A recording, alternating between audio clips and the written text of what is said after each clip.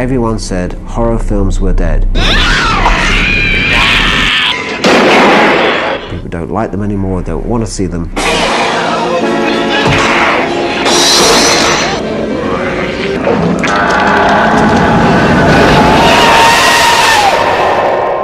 The early 80s, I started a company called Palace with my partner Nick Powell. We're all in our early 20s, we're all film nuts. We all work 24 hours a day, none of us ever really cared about anything but movies. It was very, very early days of video. And Nick asked me, he was ex-Virgin, he used to be a partner of Richard Branson, if I would be interested in starting a label based on the kind of movies I showed in my cinema. I ran and owned a cinema called the Scala Cinema in King's Cross. It was a repertory cinema, we changed the program every day. We showed movies like Eraserhead, we showed films like the John Waters films, we showed Fassbinder movies, we showed Cocteau films, Kurosawa films, and strange movies. Those kind of movies weren't really being distributed on video, so Nick asked me to go to festivals and see what's around, see what you like to put on the label. I picked up John Waters' catalogue, I bought Mephisto, I bought Fitzcarraldo. But unfortunately we realised that the kind of audience that was there for videos in those days, in the early 80s, was really not very sophisticated. People were selling videos in those days, people were buying them from garage, from gas stations, from all sorts of like dingy places. Real under-the-counter kind of places. But what they were selling was what they called video nasties, horror movies. So I started looking at a lot of this stuff in LA. It was called Book of the Dead, and that was its first screenings in Michigan, were as Book of the Dead. They came out to Hollywood and tried to sell it to studios out here. In most cases, they couldn't even get people to look at it. New Line made them an offer, but the offer wasn't very good. No money up front at all, and worldwide rights in perpetuity. First saw The Evil Dead at a thing called the American Film Market, which happens in Los Angeles once a year, where American independent filmmakers try to find distributors for their films. AFM, they showed trash. I mean, in the early days, it was really trash.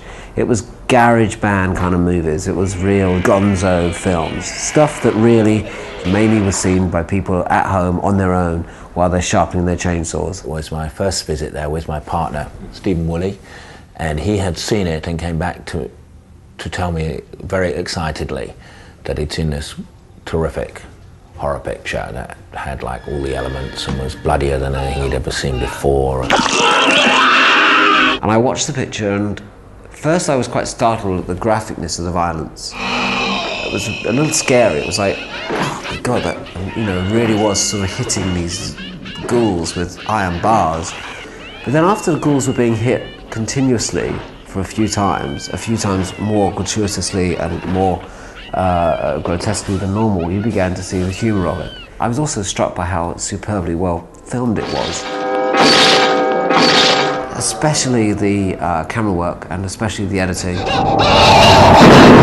and the sound effects.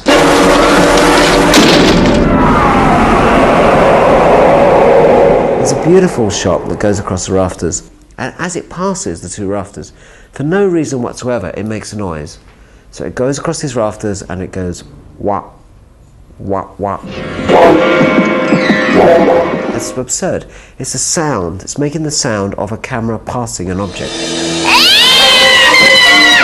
I rushed out to buy it and was confronted by this old guy called Irving Shapiro. He had been in film distribution since the 1920s. Among the films he distributed over here were Nanook of the North and The Cabinet of Dr. Caligari. He had actually sold Battleship Potemkin in the 30s. This guy was a really old guy. And he looked at their picture and said, "You know, boys, it isn't Gone with the Wind, but I think I can make you a little money." The first thing he had them do was to change the title from Book of the Dead to The Evil Dead. And he was quite taken by my knowledge of cinema, my knowledge of films, and the fact that I was respecting The Evil Dead as a piece of filmmaking and not as a piece of schlock. He named a price. I went to Nick and said, okay, I want us to buy this horror film, The Evil Dead. Nick went to see it and was duly horrified. It made me jump, it made me laugh. It frightened me insofar as a 30-year-old adult can be frightened by a film. You know, Upward Chainsaw Massacre, but had a sense of humour and had great camera work. I mean, it was great, and Met the director, who was like 3 years old and was a wonderkind of this, that and the other sort, who was Sam Raimi. And I was very young. I started that company, I started Palace, I was 24 or something, 25.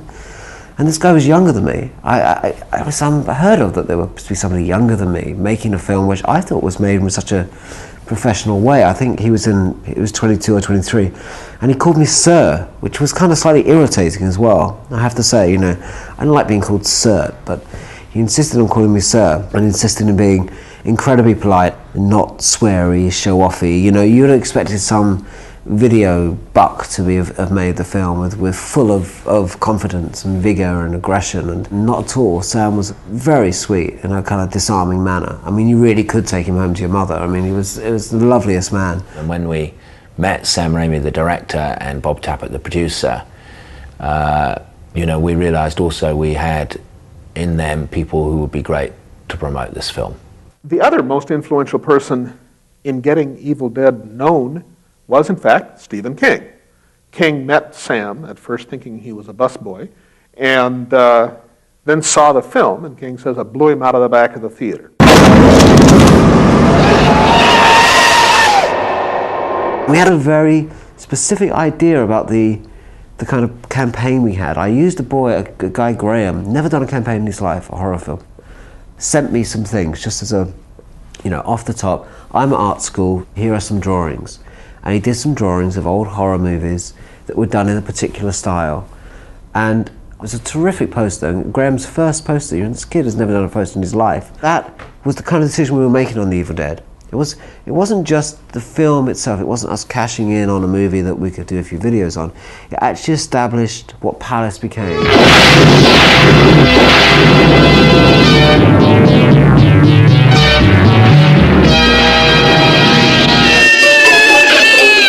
Then we did something really audacious. We released the film theatrically, in cinemas, and on video at the same time. This was unheard of. I think the first and indeed the last time this has ever been done. And we were a bit naughty because we didn't really tell either side that we were doing that. The rank circuit, who realized we got away with this trick, went completely balmy. Went completely nuts. We figured that at that point the cinema audience and the video audience was so different and separate that we could hit both at the same time. Evil Dead was massive on video. It was the biggest renting video according to some of the magazines that particular year. It was the biggest video hit of its time, of its year. I think it sold 50,000 copies in 1 year, which at sell-through, which was I think between 40 and 50 pounds at the time. And the theatrical was also successful, but not to the same extent, but still for a horror movie, an independent horror movie that cost, you know, 10 cents, it was a massive success. Evil Dead became a landmark film in terms of people realizing that video was here to stay and was a big deal. It became a landmark film for censorship, because as well as being an incredibly successful film, it became a very controversial film. The first thing I recall hearing was various shops calling up our people and reporting that they had received notices of one sort or another from the public prosecutor's office. And certainly a lot of dealers and wholesalers were being raided.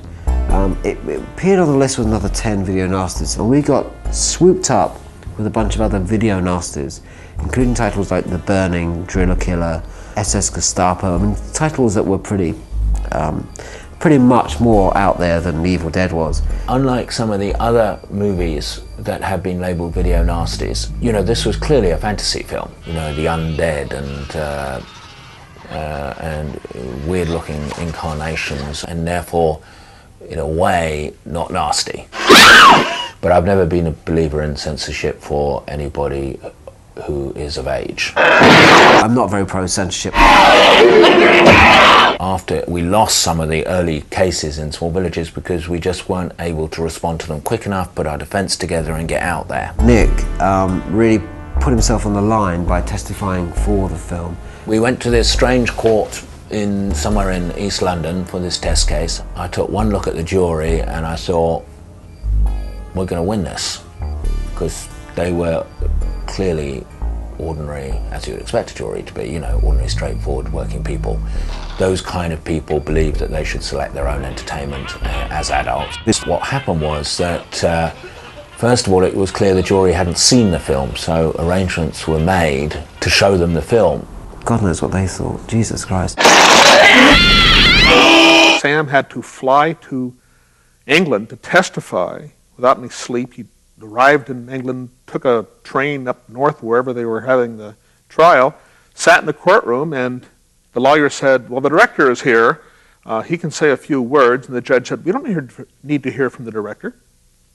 So Sam got back in the train and came back in the plane and came back to the States without ever having testified. It was that the judge, you know, summoned us over and said he had watched the film and he didn't think there was a case for us to answer.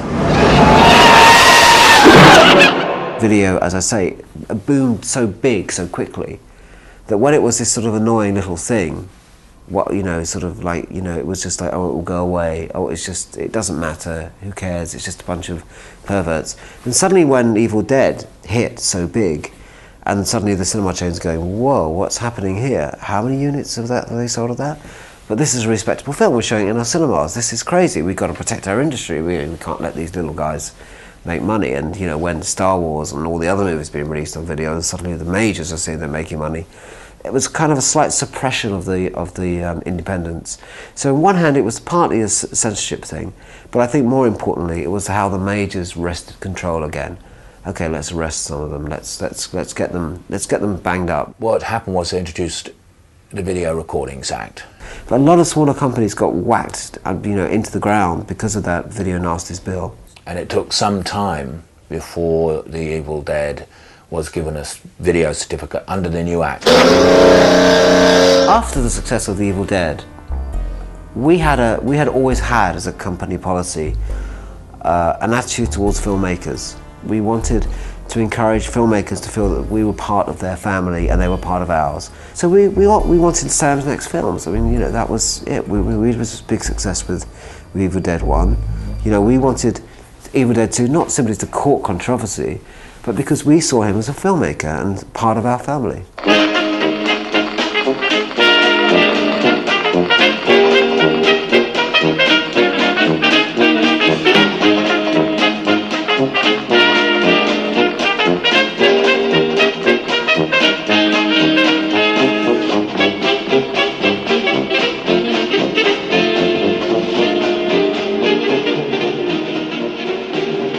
But he's gone on to make some fantastic films since, of which Simple Plan is just fantastic, Sam. I just thought I'd let you know that, in case you see this.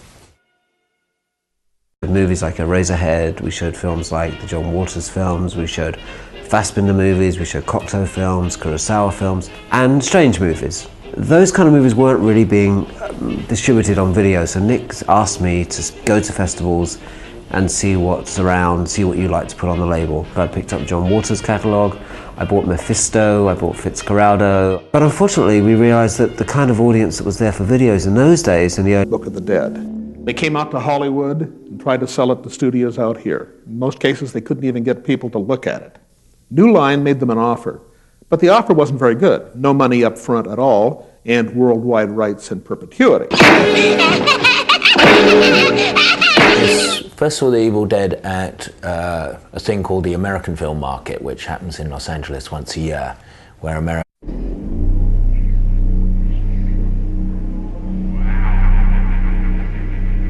everyone said horror films were dead. People don't like them anymore, don't want to see them.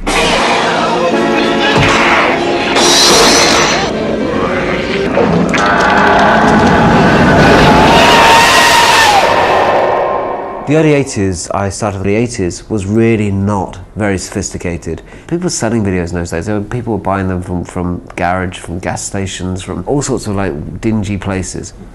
Real under-the-counter kind of places. So, but what they were selling was what they called video nasties, horror movies. So I started looking at a lot of this stuff in LA. It was called Book of the Dead, and that was its first screenings in Michigan. A company called Palace with my partner Nick Powell. We're all in our early 20s, we're all film nuts. We all worked 24 hours a day. None of us ever really cared about anything but movies. It was very, very early days of video. And Nick asked me, he was ex-Virgin, he used to be a partner of Richard Branson, if I would be interested in starting a label based on the kind of movies I showed in my cinema. I ran and owned a cinema called the Scala Cinema in King's Cross. It was a repertory cinema. We changed the program every day. We showed